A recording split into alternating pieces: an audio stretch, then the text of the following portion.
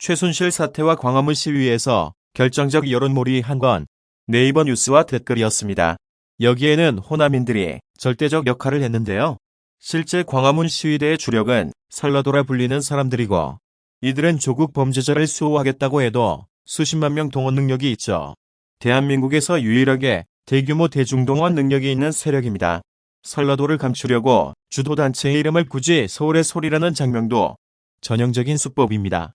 이 광신적 지역감정 집단에 보온하고 이용하려는 게 문재인이 호남 사람을 권력 핵심에 꽂는 이유입니다. 그리고 정확하게 이해가 맞아떨어져서 조국 사태와 총선 선동 때 확실하게 재미를 봤습니다. 그런 면에서 문재인은 판세를 제대로 보고 있는 영악한 사람입니다. 바로 그 네이버의 여론선도 위력을 알기 때문에 네이버 부사장 출신인 윤영찬을 청와대 소통수석 자리를 만들어 임명합니다. 그런데 이번에는 경제 침체로 네이버에 정권 비판 댓글이 더 많아지자 네이버를 압박합니다. 우회적 쿠션 공격. 이게 좌조 공격 패턴입니다.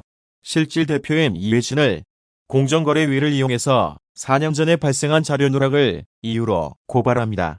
그 결과 네이버는 댓글 이력 공개 제도를 도입해서 정권 비판 댓글이 줄어드는 성과를 보이자 문 정권은 이회진을 대기업 집단에서 빼주고 봐줍니다.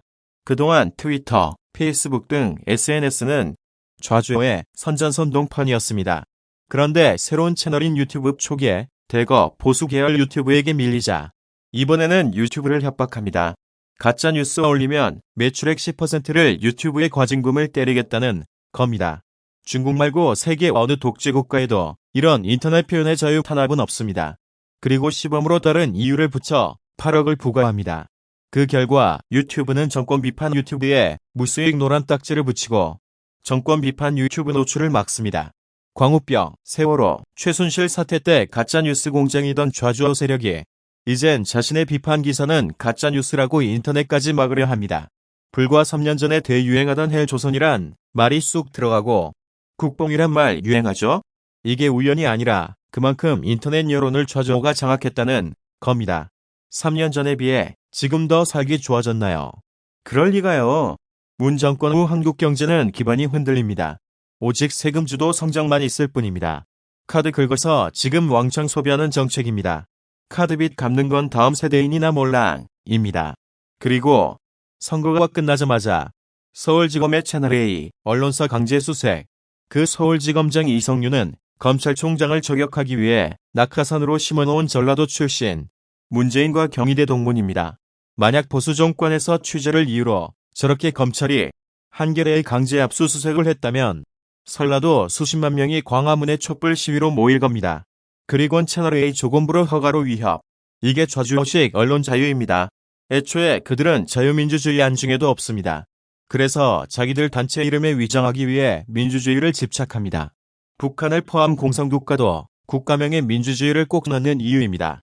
더불어민주당명, 5.18 민주화 항쟁 이런 식입니다. 좌주는 그 태생적 본질이 국익은 개나 줘버리고 선전선동으로 정권 장악이 전부입니다. 언론 자유. 그런 건 자기들만의 언론 자유만을 의미합니다. 그래서 5.18을 비난하면 처벌한다는 반민주주의적 발성이 서슴없이 나오는 겁니다.